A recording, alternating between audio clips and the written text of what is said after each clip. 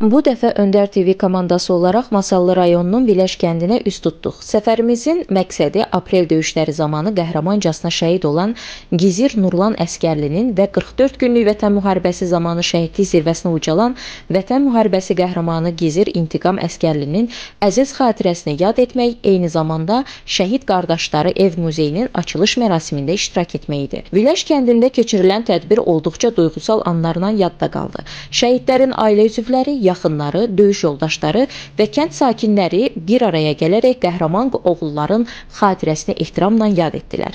Açılışı edilən ev muzeyi təkcə bir ailənin deyil, bütövlükdə xalqın qürur mənbəyinə çevriləcək müqəddəs bir məkan kimi dəyərləndirilir.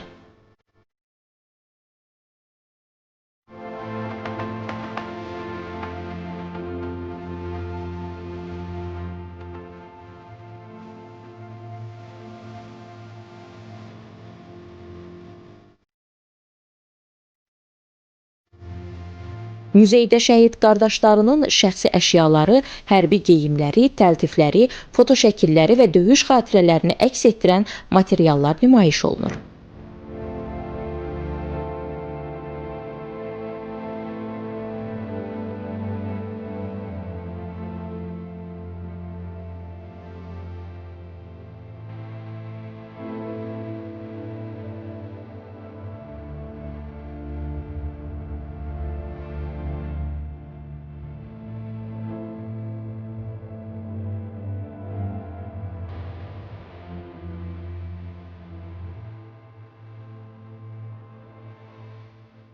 Şəhidlik İslam dinində ən uca məqamlardan biri sayılır.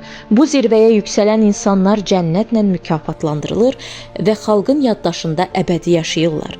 Tarix boyu olduğu kimi Azərbaycan xalqı da müqəddəs dəyərləri uğrunda mübarizədən çəkinməmiş, vətən torpaqlarını qorumaq naminə saysız-hesabsız igidlər yetişdirmişdir. Bugün üzərində yaşadığımız torpaqlar şəhidlərimizin qanı ilə yoğrulub.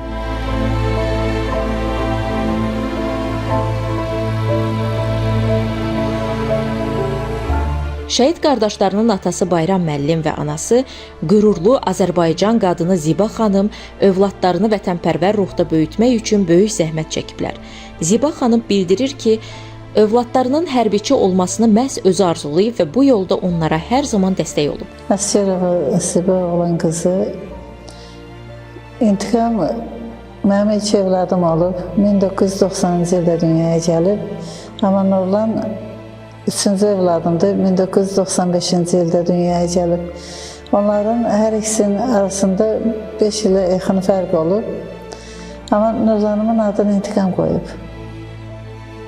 Nurlan olanda dedi ki, adını mən qoyuram Nurlan. Nurlan həmişə özün intiqama bənzətməyə çalışırdı. Hər an, yəni intiqam o qədər mülayim idi, savadlı idi, özün aparmağı necə lazımdır. Hamı özün intiqama oxşatmağa çalışırdı. İllər keçdi, bir də gördüm ki, Nurlanımın da biraz beyin bərkiməsi olmuşdu 4 ay ərzində. Həmin vaxtı qorxurdum sözün düzünü, gələcəyində bir problem olar. Bir də atama dedim ki, İntiqamdan arxayınam, amma Nurlan sardan ağardım. Çünki qorxuram gələcəyində bir problem olmağına görə. Ki, bilmirəm neyim. Böyük kimi atamdan nəsiyyət istədim. Atam mənə dedi ki, heç vaxt övladı döymə, söymə, sözlə başa sal. Bilmədim neyim, amma televiziyada Xocalı hadisəsi canlanırdı, verilirdi. Ona baxa-baxa birdən-birə Xocalı hadisəsinin nağılları çevirərək, nağılın da qəhrəmanı balaca əsgər idi. Onu nə eşidirdimsə nağılları çevirirdim, olduğumuz mühitə görə bunları danışırdım. O nağılların əsasında Nurlanım o qədər sakitləşdi ki, necə deyim, Allaha inamı güclü oldu, xalqına məhəbbəti uşaqlıqdan, bayrağa da hörməti, amma düşmənə də nifrəti var idi. Televiziyada hər bir şey görəndə, deyirdi böyüyüm, mən də gedib hərbiçi olacam. Həm də əmisinin ayağına yaralı idi, əmisinə deyirdi ki, həm ayağına nə olub, deyirdi ki, ata ermənilər vurub. Deyirdi, gedim sənin qısası alacağım. Elə oldu, intiqam da böyüdü Nurlanda. Hər ikisi xüsusi təyinatlı peşəsinə yiyələndilər. İntiqamım da Nurlanım da judo və boks üzrə idmançı idi, yəni o idmana gedirdi. İntiqam birinci ciziri kursunu bitirdi, 4 il Muravda işləməyə başladı. 4 il işləyəndən sonra 2014-cü ildə xüsusi təyinatlı kəşfiyyatçı kursuna daxil oldu və xüsusi təyinatlı bölmələrin ciziri kimi işləməyə başladı. Sonra Nurlanım əskər getdi. O da əskərliyi bitirməmişdən, o da xüsusi təyinatlı bölmələrin kəşfiyyatçısı kursuna, yəni 1 il 3 ay əskərlik eləyəndən sonra o kursa daxil oldu. Nurlan da bitirdi. Hər iki oğlum eyni hərbi hissədə qulluq eləyirdi. 2016-cı ildə Nurlanım gedəndə dedi ki, onlar deyəsən kurs oxumağa gedirdilər, hər iki oğlum. Dedi ki, mama, mən gedirəm, sənə bir söz deyəm, elə sevinirəm, biz haram çiçək yeməmişik, yəni atam bizə necə əziyyətlə qazandığı çörəyi verib. Amma inşallah imkan verməyəcəm ki, kimsə sizə yuxarıdan aşağı baxsın. Siz hamısından yüksəksiniz, atan da, sən də. Nurlanın son gedişi oldu onda, amma həmin vaxtı mən Nurlanı qucaqlayıb yola salanda elə bir qoxu məni bürüdü ki, sanki adamı o qoxu bihuş eləyirdi. Öz-özümə dedim, özün xeyr elə, 2016 yanvarın 13 idi Nurlanla görüşdüm yola salanda. Sonra Nurlan oxumağa getdi, elə oldu, aprel döyüşləri başladı. Bir də Nurlanımı görmədim, şəhid oldu. Amma aprel döyüşü başlayanda Nurlan zəng eləmişdi, 2 apreldə, dedi ana, elə sevinirəm, arzuma çatmışam, arzuladığım yerdəyəm. Bir də ən böyük arzum qardaşıma layiqli qardaş olmaq. Sən bilirsən, mənim qardaşım necə hörmət qazanıb burada. İnşallah 3 günə qayıdacaq. Qarabəyə inanırdılar onlar. Ali Baş Komandanın əmrini gözləyirdilər ki, Ali Baş Komandanımız əmr versin, torpaqlarımızı işğaldan azad eləyək. Müharibə başladı, 4 günlük müharibədə Nurlanım şəhid, intiqamı döyüşün şahidi oldu. Nurlanım son nəfəsində intiqamı bu kəlməni deyə bilmişdi. İntiqam özü deyərdi ki, mən Nurlana çatanda istədim ilk tibbi yardım göstərim, gördüm artıq gecdi.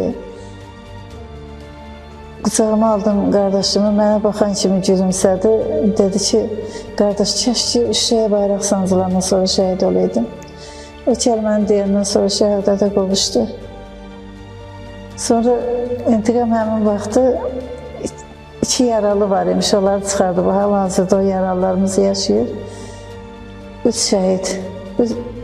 İntiqam axırda Nurlanımı çıxartmışdı və yenə geri qayıtmışdı düşmənin tərəfə. Sonra Nurlanı gətirəndə intiqam yoxdur. Bizə xəbər çatanda sözümüzün hər iki oğluma xəbər yox idi. Bir də aprelin 5-də zəng elədilər ki, intiqam deyil, yola saldım qardaşımı gəlir. Bizim üçün sanki həyat sönmüşdü. Yəni,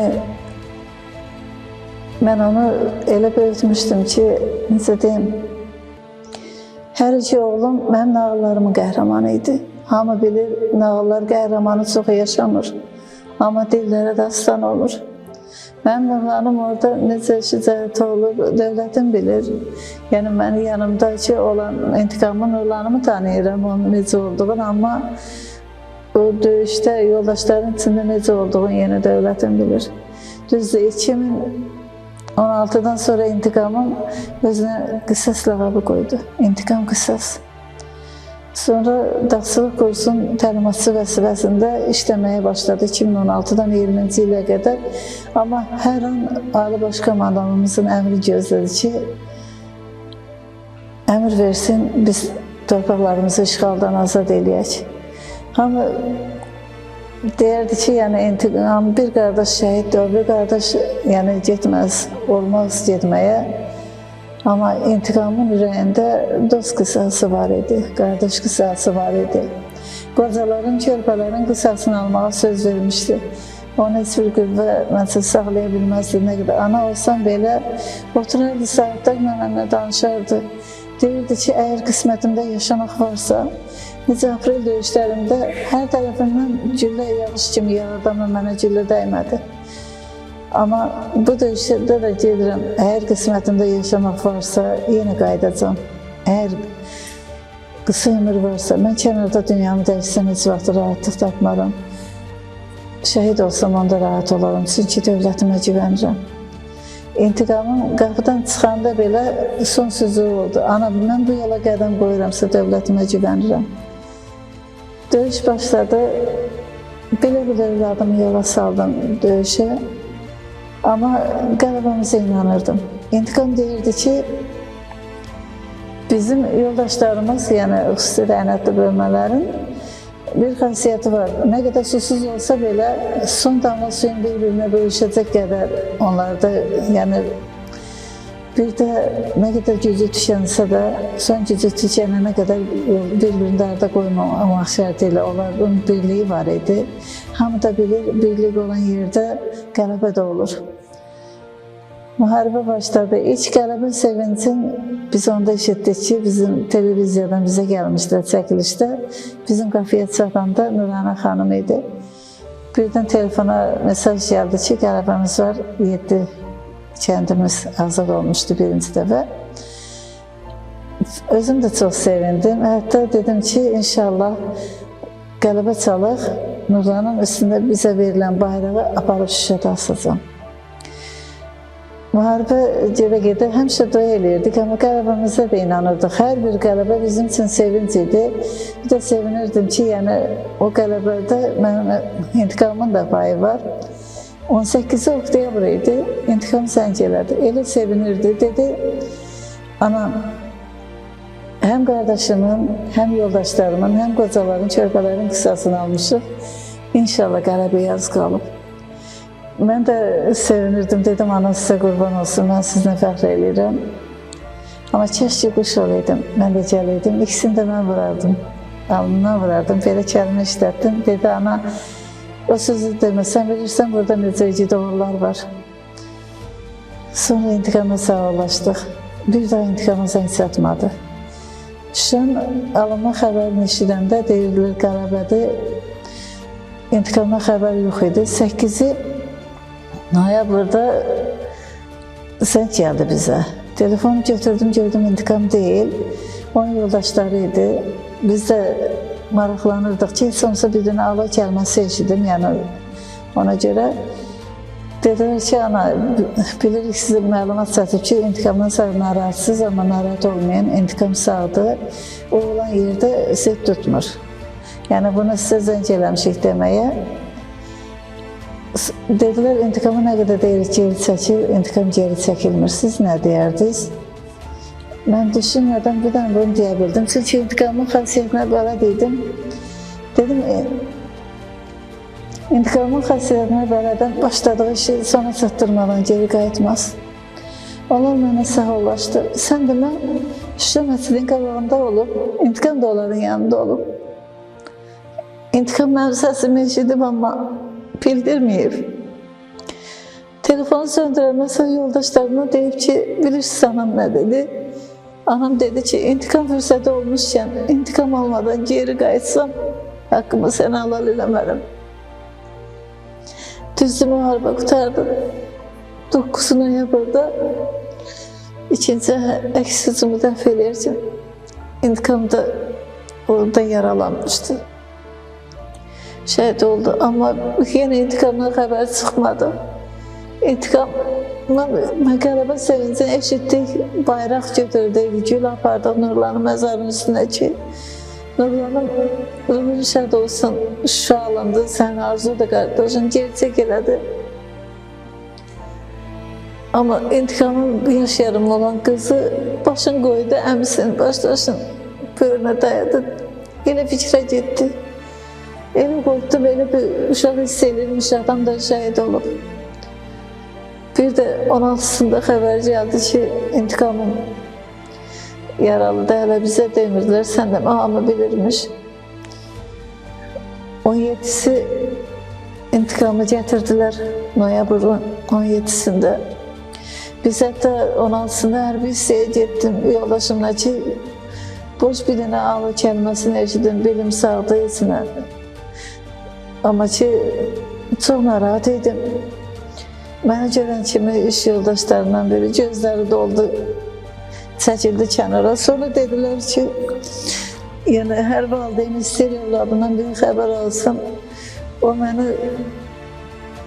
yəni bildirməmək üçün dedi, o ailədə olmuşuq, Nurlan şəhid olan vaxtı, belə ona görə gözlərim doldu. Sən demək, intikamım Şuşadan həmin günü təxliyə eləyiblər, aşağı gətirilmişlər. Biz evə çatanda artıq məzarlığın yanına keçəndə gördüm, Nurlanın yanında məzar qazılır. Yoldaşım getdi, oraya yaxınlaşdı ki, yəni kimdir? Tez geri qayıtdı, ancaq dedi, evimiz yıxıldı. Yəni 2 oğul, ikisi də şəhid. Mən evə gələndə gəlim hamileydi, intikamı yoldaşı. Onlara bildirməmək üçün dedim, sağdı, danışacaq. Amma həmin vaxtı qapı açıldı, hamı gəldi.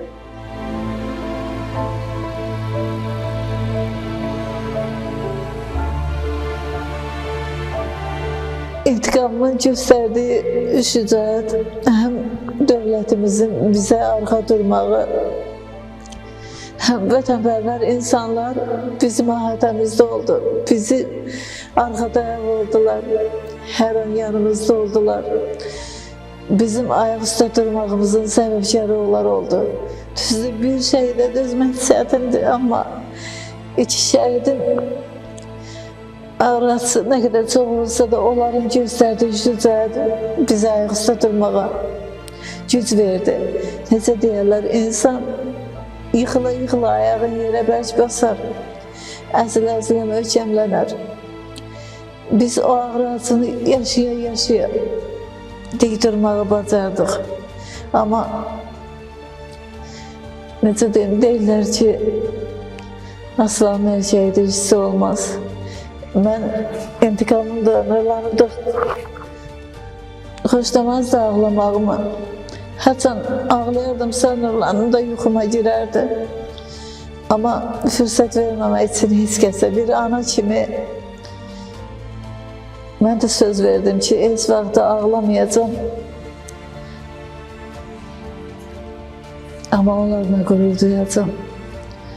Bir də hərbi zəng elədilər ki, intikamın medalı verilib. Bilmədim nədir, Vətən müharibəsi qəhrəmanı. Mən o medalın nə olduğunu bilmirdim. Dedilər ki, intikam layiq olduğu ada qovuşdu. Çox sağ olsun, prezidentimiz intikamını göstərdiyi şücaəti dəyərləndirib Vətən müharibəsi qəhrəmanı adı verildi. Amma intikamından 5 ay sonra atasından yəni balaca intikam dünyaya gəldi. Atasının adını qoydum ona. İnanırsınız, həmin vaxtı böyük bir izdiham var idi. Xəstəxananın qalanını, balaca intikamı xəstəxanadan çıxardanda istər televiziya, istər hərbiçi yoldaşları, vətənpərvər insanlar böyük bir izdiham idi. Onu oradan çıxarıb yola salanda, evə gələndə də gördüm hərbi hissədən nə qədər adamlar gəlib qarşılamağa. Bir dənə bunu dedim, intiqam, sən dövlətinə güvənirdin. Dövlətin də bizi tək qoymadı, nədir? Sənin övladını elə izləmlə qarşıladılar, yola saldılar ki, qürur duydum intiqamımla. Ancaq bir valideyn kimi sevinirəm ki, övladlarım nə qədər çətinliyinə böyürsə böyüsün, günü-gündən dövlətinə, xalqına bağlı oldular. Necə deyərlər, valideyn övladına ad qoyar, amma onlar bizə ad qoydu. Şəhid anası, şəhid atası elə bir ad qoydu ki, özləri də şəhid adından. bizi heç vaxt utandırmadılar. Onlarla qürur duydum. Onların necə hərbisi yoldaşları Hasan heç vaxt bizi tək qoymadı. Sağ olsun, hərbi hissə belə inanın. Aprel döyüşlərində ilk şəhid olan Nurlan Əsgərli subay idi. O ağır yaralı olduğu anlarda qardaşı intiqamla son dəfə görüşərək ürəyində qalan ən böyük arzusunu dilə gətirir. Arzum Şuşaya bayraq sancmaq idi. Bu sözlər qardaşının həyatına və gələcək taleyinə istiqamət verən bir vəsiyyətə çevrilir.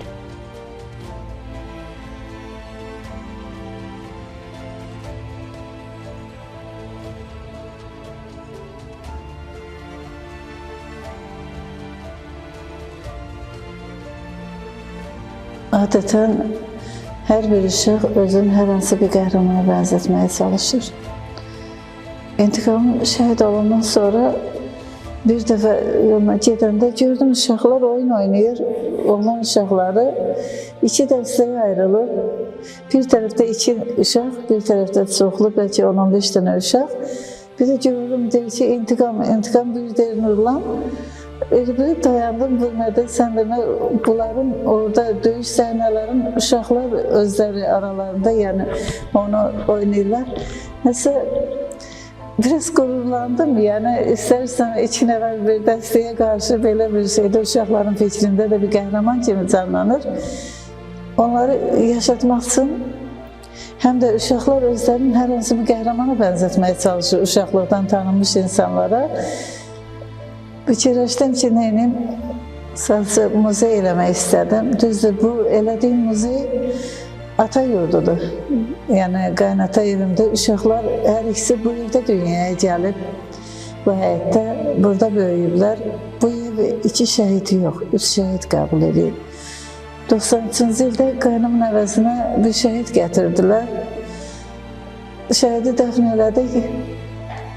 24 gün sonra şəhidin ailəsi tapıldı, amma 3 gündən sonra qaynımın hospitalda yaralı olduğunu bildik biz.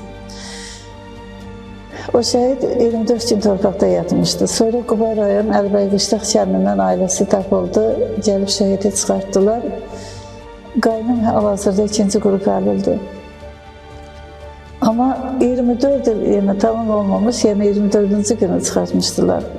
Tamam olmamış, Nurlanın bilinmədən həmin məzara qoyulub. O məzar doldurulsa da yeri bilinirdi. Mən Nurlanın məzarını ziyarətə getmək istəyəndə gözlərimə inanmadım. Gördüm ki, yenə şəhidin məzarını, yəni əmisi üçün gələn o şəhidin məzarına Nurlanın qoyulub həmin yerdə. Dedim, bəlkə Nurlan bunun üçün hər bir insan dünyaya gələndə bir missiyanı yerinə yetirmək üçün dünyaya gələr, yarımçıq qalan bir işi. Bəlkə Nurlanın bunun üçün dünyaya gəlib. Vaxt keçdi, İntiqam da şəhid oldu. İntiqam şəhid olandan sonra yenə mənim üçün bu rəqəmlər biraz mənim üçün rol oynadı. Necə? Hər ikisinin arasında 5 il fərq var idi. 5 il fərqlə də şəhidliyə uzaldılar. Amma Nurlanımın adını İntiqam qoymuşdu. Nurlanımın şəhidliyinə şəhidlik eləyən də İntiqam oldu. Amma onun qisasını alıb, onu yenə tək qoymayan İntiqam oldu. Mən də onlara necə deyim, elə bir uşaq idilər ki, bu yana qədər Nurlanımın 21 yaşı var idi. Şəhid olanda İntiqamın 30 yaşı olmuşdu. İnanın, xırdaca bir səhvləri olmadı ki, bəlkə bir qəlbimizə dəyər, hər hansı bir şey yanlış eləyər, bizi utanır, onu da eləmədilər. Örnək oldular həmişə.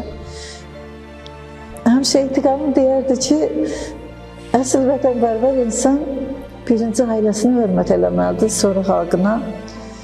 Yəni, bunlar hər tərəfdə necə seçilirdisə, mən bunu zeyt dikməkdə fikrim oldu ki, həm Nurlanımın, İntiqamın xatirəsini yaşatmaq, həm vətənpərvərliyi təmsil eləmək üçün, yəni, uşaqlar da gəlir, məktəblilər hamısı, düzdür, muzey düzələn gündən, yəni evdə hamı gəlir, hər yerdən gəlirlər. Uşaqların vətənpərvər böyüməyinə görə mən bu muzeyi elədim. Bundan sonra muzey hazır olanı sonra da, yəni düzdür hazırda, amma Ondan sonra rahat yaşayarım. Ya ne olursa olsun bir dənə bilərəm ki, az da olsa evladımı, tək evladımı yox, gələcək nəslin vətənpərvər böyüməyində az da olsa mənim bir əməyim olacaqsa, onda nə xoş mənim ağlıma.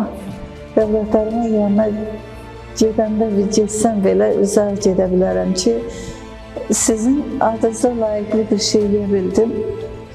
Bunu da xalqım üçün, evim üçün eləmişəm. Mən bir şəhid anası kimi əvvəla qazilərə can sağlığı arzulayıram. Qazilər sözün düzünü, şəhidlərin şahididir. Allah Teala onları qazi kimi göndərsə belə, mənim fikrimcə onların missiyası yanın yoldaşlarını yaşatmaq üçün göndərib, amma qazilərin də həyata tutulması üçün ən böyük səbəb onları sakitcə qulaq asıb, onları başa düşməkdir.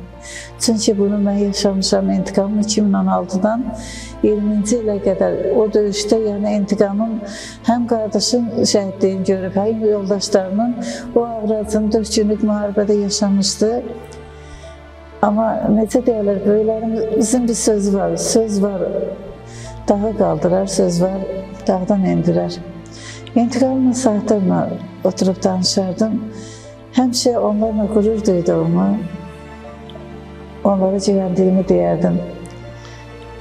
Amma şəhid ailələri də bir ana kimi, yəni 2 şəhid vermiş bir ana kimi şəhid analarına, şəhid ailələrinə bircə sözüm odur ki, şəhid ailəsi heç vaxt başına aşağı dikməməlidir. Şəhid adı ən müqəddəs addır. Onların övladı onlar üçün onu qazandırıb. Əgər onların, mən bir şəhid anasıyla danışanda çox narahat idi. Dedim ki, mənim bacım, sən övladın əgər qısa ömrü var idisə, kənarda dünyasını dəyişsəydi, necə olardı sənə? Hər hansı bir səbəbdən, yəni qəzadan, xəstəlikdən, ya cürbəcür. Onda nə eləyərdin? Dedi, həmin an ürəyim partlayardı. Amma dedim, sənə Allah necə istəyib ki, sənin bir evladın olsa da ən müqəddəs bir adına, şəhidlik adına qovuşur, sən də şəhid anası kimi. Yəni, sən heç olmasa onun adına layiqli, biz analara bircə o düşür ki, evladımızın adına layiqli davranışımız, onları yaşatmaq üçün hər hansı bir səbəbdən, ya hər hansı bir qaziyə bir köməyimiz olsa, ya ölmüc olmalıyıq, əsas odur. Yəni, biz şəhid anaları ağlamaq yox, nümunə olmaq üçün. Çünki sıravi insanlarda, yəni o mənada deyirəm ki, o qədər biri bir qüsur eləsə də, biri bilsə 5-i bilməz. Amma şəhid ailəsi özünü ilə aparmalıdır ki, onun heç bir səhvini heç kim görməməlidir. Övladın adına layiqli aparmaq lazımdır. Mənim öz arzum olub hərbiçi olmaq. Onun da yenə mənası 41-45 müharibəsində mənim 5 əmim müharibəyə gedir. Atam kiçik olur onlardan. Onlardan ikisi qayıtmır. 3 əmim qayıdır geri, yaralı olur ya belə. İkisi qayıtmır, amma əmimin biri bir batalyonu tək qırır. Ziba Qəniyeva ilə eyni bölükdə döyüşürmüş. O bir batalyonu tək qırdığına görə Stalin tərəfindən atamın anasına təşəkkür məktubu, pul mükafatı göndərilir. Atamın anası pul geri qaytarır ki, mənim o birisi olanlarım oradadır, yəni onu geri qaytarır, amma məktubu alır. Sonra əmimdən məktub gəlir onlara ki, anasına, mən əgər qayıtsam, ailə qursam, subay idi əmim, Bilal əmim, bağışlayın, Sənəm əmim. Bilal əmim də qayıtmır döyüşdən, amma Sənəm əmim olur. Deyir, qayıtsam, ailə qursam, qızım olsa zibadan qoyacam, əgər qayıtmasam, qardaşlarımın hansısa mənim arzumu gerçək eləyər. Sonra bir müddət gedir, əmimdən bir xəbər gəlmir. Sonra atam ailə qurduqdan sonra bir qardaşlar qız olanda, yəni mənim adımı qoyurlar, ancaq bilinmədən 3 əmi qızı, üçümüzün də adı Zibadır. Amma 6 ay fərqlə dünyaya gəlmişik. O vaxtda da biz lerikdən olduğumuza görə çox yol gəlib getmək olmamış. Bilməyiblər bir-birinin, yəni əmmin arzusunu gerçək eləyiblər. Amma mənim adımı qoyanda atam 9 ayda qələbə günə anadan olduğuma görə atam mənim adımı qoyub. Hətta əmmin necə qəhrəman olduğundan danışardı atam. Uşaqlıqdan hərbiyə marağım olub. Hətta məktəbdə hərbi dərs keçiriləndə avtomatı oğlanlardan tez mən söküb yığardım. Sərbəst atmağa tir verərdi məktəbdə, yəni uşaqlara öyrədirdilər. Sərbəst vurardım, əlavə yenə giliz verərdilər. Onu oğlanlar deyərdi ki, sən qızsan, neynirsən? Ancaq hər iki oğlumun hərbi sənətin seçməyində elə bildim, mənim arzularım gerçək olub. Nurlanın şəhidliyindən 4 il sonra Azərbaycan ordusu əks hücum əməliyyatlarına başlayır. 44 günlük vətən müharibəsi dövründə hər bir əsgərin məqsədi yalnız qələbə qazanmaq deyil, həm də şəhidlərin qisasını almaq idi. İntiqam əskərli də qardaşına verdiyi sözü yerinə yetirmək əzmi ilə döyüşlərə qatılır. O, döyüş yolu boyunca böyük şücaət göstərərək Şuşa istiqamətində gedən əməliyyatlarda iştirak edir və nəhayət müqəddəs şəhərdə Azərbaycan bayrağını dalğalandıraraq həm qardaşının arzusunu reallaşdırır, həm də onun qisasını alır. Bu an təkcə bir ailənin deyil, bütün xalqın qürur anına çevrilir. Lakin qəhrəmanlıq yolu bununla bitmir. Müharibənin son günü 9 noyabr tarixində İntiqam əskərli ağır yaralanır və şəhidlik zirvəsinə ucalır.